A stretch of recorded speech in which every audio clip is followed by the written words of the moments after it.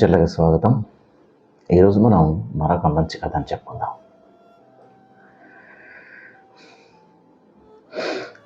హైదరాబాద్ నగరంలో కిరణ్ మరియు వనిత అనే ఒక కుటుంబం ఉండేది. కిరణ్ సాఫ్ట్వేర్ ఉద్యోగి, వనిత హౌస్ వైఫ్. వారికి 2 పిల్లలు, ఒక బాబు, ఒక పాప. వారి కుటుంబం చాలా హ్యాపీగా, సంతోషంగా కొనసాగుతున్నది.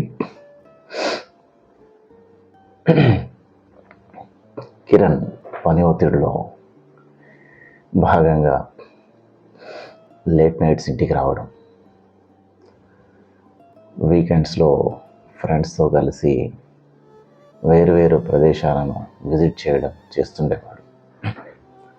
ఈ రకంగా పని ఒత్తిడిలో ఫ్రెండ్స్తో కలిసి తిరగడంతో కుటుంబంతో కనీసం మాట్లాడేటువంటి అవకాశం కూడా లేకుండా పోయింది. పిల్లలతో కూడా ఎప్పుడూ కనబడే పరిస్థితి లేకుండా పోయింది. ఎప్పుడూ లేట్ నైట్ రావడం, ఎర్లీగా వెళ్ళిపోవడం, భార్యతో కూడా మాట్లాడేటువంటి పరిస్థితులు లేకుండా పోయాయి. వర్క్ ఫ్రమ్ హోమ్ అనేది గతంలో ఉన్నప్పటికీ ఇప్పుడు అది లేకపోవడం వల్ల ప్రతిరోజు ఆఫీస్కి వెళ్ళడం, ఆ రకంగా కిరణ్ చాలా బిజీగా అయిపోయాడు. ఎంత బిజీ అంటే ఇప్పుడే చెప్పుకున్నాం కదా, పిల్లలతోని, భార్యతోని, తల్లిదండ్రులతోని ఎవరితోని మాట్లాడకుండా పని బిజీలో ఉండిపోతున్నాడు. ఈ విషయంలో భార్య, పిల్లలు కొంచెం ఇబ్బందిగా ఫీల్ అయ్యేవారు. ఒకసారి కిరణ్ వర్క్ ముగించుకొని లేట్ అవర్స్లో ఇంటికి వచ్చాడు. వచ్చిన తనకి ఫుడ్ సర్వ్ చేయడానికి వనిత అతన్ని స్నానం చేసి రమ్మని చెప్పి ఫుడ్ రెడీగా పెట్టింది. ఈ లోపల అతని ఫోన్ మోగింది. ఏంటా అని చూస్తే అది వాట్సాప్ మెసేజ్. అందులో ఎవరో ఒక అమ్మాయి పంపిన మెసేజ్ కనిపించింది. ఏమిటా అని చూసి వనిత ఏమీ తెలియనట్టుగానే సైలెంట్గా ఉండిపోయింది. కానీ అంతర్గతంగా ఆమె ఆలోచనలు వేరే ఉన్నాయి. ఆ మెసేజ్ చూసి ఆమె కొత్తగా ఆలోచనలు పెంచుకుంది. అలా కొన్నిసార్లు కిరణ్ ఫోన్ను అతనికి తెలియకుండా చూస్తూ పోయి, కానీ ఎన్నడూ కూడా కిరణ్ను అడిగింది లేదు. ఇక్కడ ఏముంది, ఈ మెసేజ్ ఏంటి, ఎవరు అనేది ఎప్పుడు కూడా క్లారిఫై చేసుకోకుండా ఆమె కానీ కొత్త ఆలోచనతో, కొత్త అనుమానాలతో ఆమె ఆరోగ్యం కూడా పాడు చేసుకున్నది. ఒకసారి వీకెండ్ కని వెళ్ళినటువంటి కిరణ్ 2 రోజుల తర్వాత కూడా ఇంటికి వచ్చేసరికి ఆమెలో ఇంకా అనుమానాలు బలపడ్డాయి. ఈ రకంగా ఆమెలో ఆమె కుమిలిపోతున్నది, ఆమెలోనే ఆమె బాధపడుతూ ఉన్నది. పిల్లలను సరిగ్గా పెట్టుకోకుండా మారింది. కుటుంబంపై కూడా శ్రద్ధ తగ్గింది. ఈ క్రమంలో ఆమె ప్రవర్తనకు కిరణ్ కూడా చిరాకు వ్యక్తం చేయడం, తల్లిదండ్రులు కూడా ఏమిటి ఈ అమ్మాయి అని, ఈ వింత ప్రవర్తన ఏంటనేది వాళ్ళు కూడా బాధపడుతూ ఉన్నారు. పిల్లలు కూడా ఒకవైపు తండ్రి మాకు టైం ఇవ్వడం లేదు, తల్లి కూడా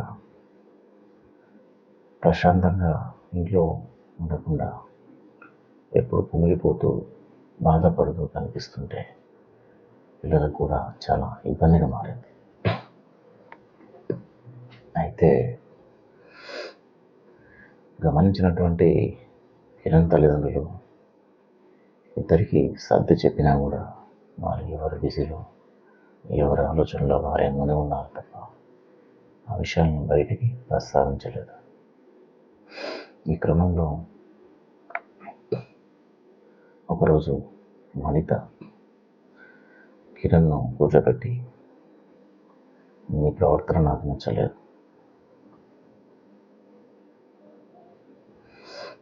అని, ఇలా కలహాలతో ఇలా ఇబ్బందులు పడుతూ మనం కలిసి ఉండే కంటే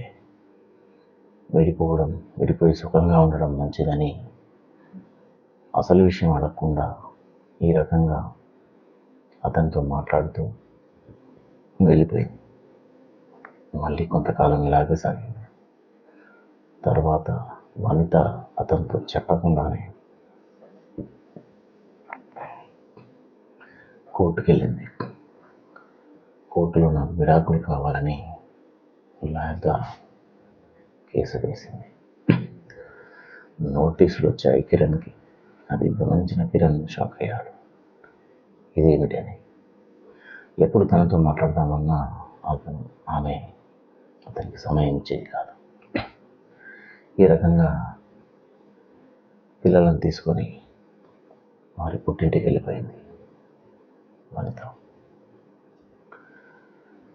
మరి ఇక్కడ కిరణ్ ఆమెతో విషయాలను పంచుకుందామని ఫోన్ చేసినా కూడా ఫోన్లో ఆన్సర్ రాలేదు. పిల్లలతో మాట్లాడడానికి కూడా వనిత అవకాశం ఇవ్వలేదు. కిరణ్ నేను చేసిన తప్పేంటి అని అతను బాధపడుతూనే ఉన్నాడు. వాళ్ళ ఇంటికి వెళ్దామనే ప్రయత్నం చేశాడు, కానీ పని ఒత్తిడితో వెళ్ళలేకపోయాడు.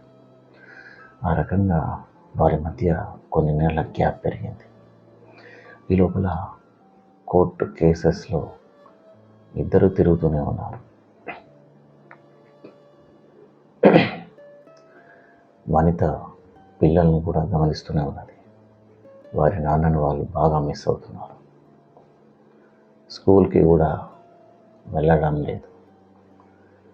ఇంటి దగ్గర కూడా ఆసక్తిగా చదవడం లేదు. ఈ రకంగా పిల్లల బాధ చూసి వనితలో కూడా ఇంకేదో చేయాలి, ఇది సరైనది కాదు అనేటువంటి ఆలోచన వచ్చింది.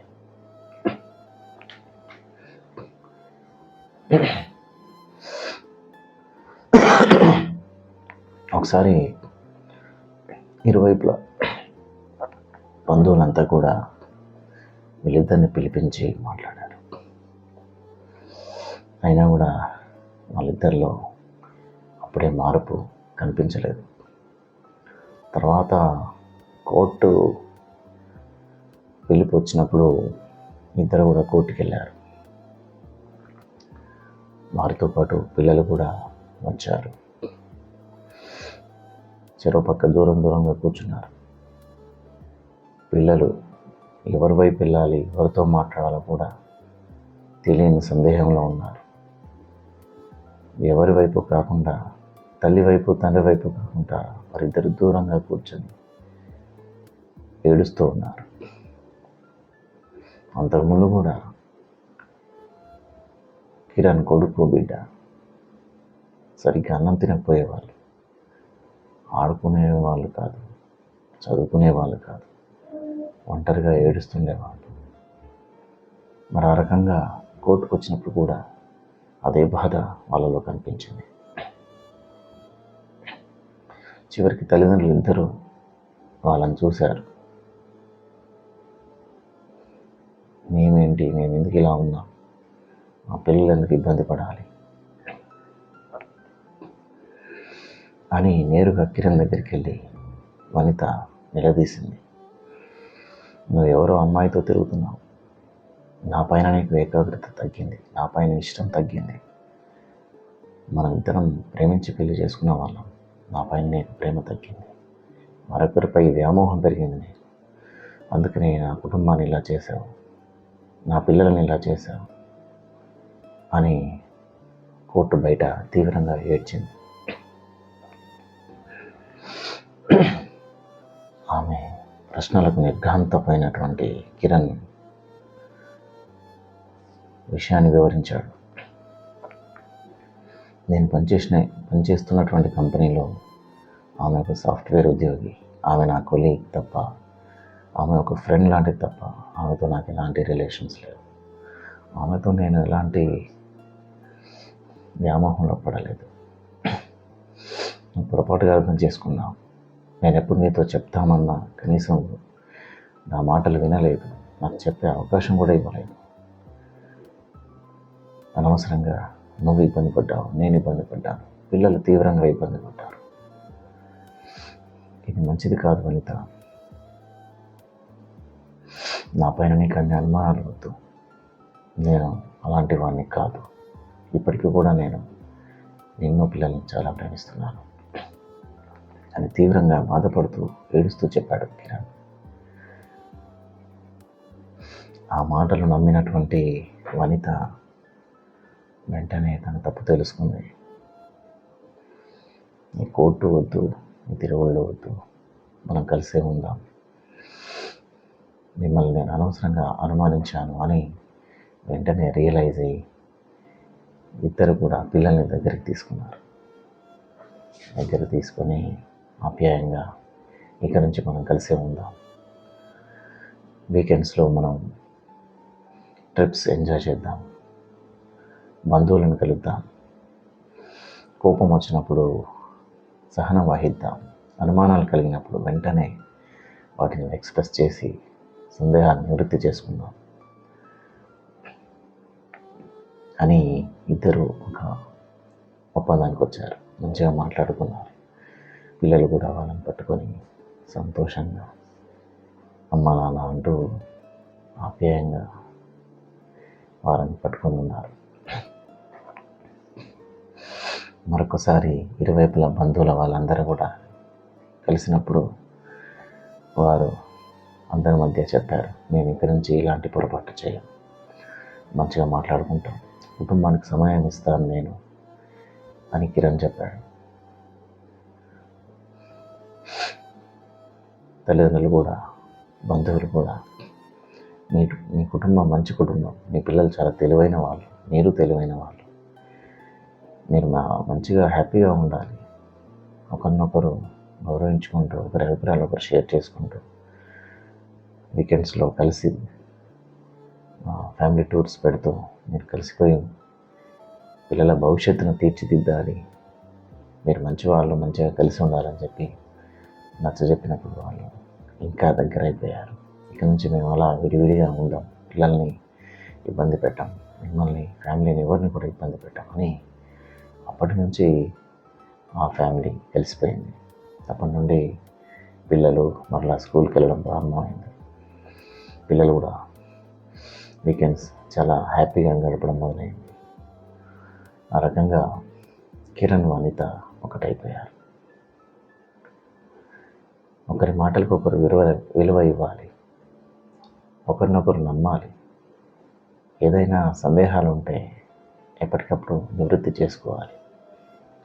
కోపంలో ఏది పడితే అది మాట్లాడకుండా ఆలోచించి మాట్లాడుకోవాలి అని మనకి కథ ద్వారా తెలుస్తుంది. సో ఫ్రెండ్స్, కథ మీకు బాగా నచ్చింది అనుకుంటాను. మన ముచ్చట్ల ఛానల్కి సబ్స్క్రైబ్ చేయండి, లైక్ కొట్టండి, మీ బంధువులకు కూడా తెలియజేయండి. Thank you very much.